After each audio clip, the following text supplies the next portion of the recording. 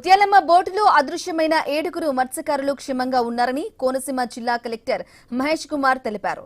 అల్లవరం మండలం Odalarevu ship landing centre నుంచి August 3న చేపల వేటకు వెళ్లారని 15 రోజుల డీప్ సీ ఫిషింగ్ కోసం ముత్యాలమ్మ బోటులో 7 మత్స్యకారులు సముద్రంలోకి వెళ్లారని అన్నారు. సముద్రంలోకి వెళ్లిన కొద్దిసేపటికే కుటుంబ సభ్యులతో కమ్యూనికేషన్ నిలిచిపోయిందని, ఇక బోటు నుంచి ఎలాంటి సమాచారం లేకపోవడంతో మిస్సింగ్ కేసు నమోదు చేశారని చెప్పారు. బోటులో సాంకేతిక సమస్యలు తలెత్తడంతో సముద్ర ప్రవాహం, గాలివాటం కారణంగా పశ్చిమ బెంగాల్ తీరం వైపు చేరుకున్నట్లు ప్రాథమికంగా అంచనా వేశారు. 7 మత్స్యకారులు సురక్షితంగా, ఆరోగ్యంగా ఉన్నట్లు కలెక్టర్ మహేష్ కుమార్ తెలిపారు.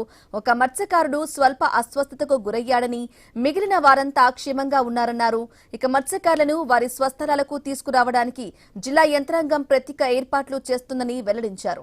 7 మత్స్యకారులు క్షేమంగా ఉన్నారన్న సమాచారం రావడంతో కుటుంబ సభ్యుల్లో నెలకొన్న తీవ్ర ఆందోళనకు తెరపడింది.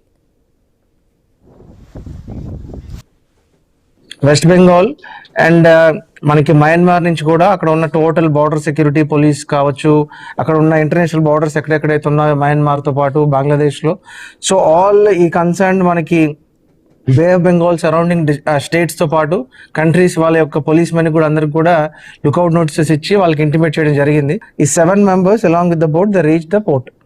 సో ఆ 7 members కూడా అందరు హెల్దీగానే ఉన్నారు, except one boat driver Tatarao అని, అతను కొంచెం అనీజీగా ఉన్నాడు. సో ఆల్రెడీ ఆ 7 members ని కూడా ఇనిషియల్గా అక్కడ మెరైన్ పోలీస్తో పాటు they take them to the hospital. అక్కడ ఉన్న హాస్పిటల్లో అన్ని చెకప్స్ చేసి అన్ని కరెక్ట్గా ఉన్నారా లేదా, డిజోరియంటెడ్గా ఉన్నారా, వాళ్ళ బేసిక్ వైటల్స్ అన్ని కరెక్ట్గా ఉన్నాయా లేదా చెక్ చేయడం జరిగింది.